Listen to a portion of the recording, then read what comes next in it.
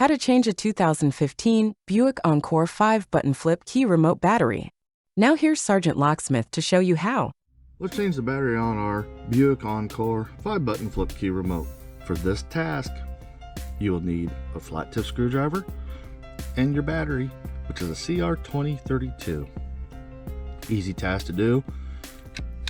Pop your blade open, and if you look, you'll see you have the seam line where the two halves. You've got that diagonal cut, which this is the bottom piece. Just place your thumb in there, push down, and the back cover pops off. Take this flat tip, you notice there's an indentation over here, put it right in there, and you want to lift up to pop it out. These right here provide the spring tension. Here's your CR2032 battery.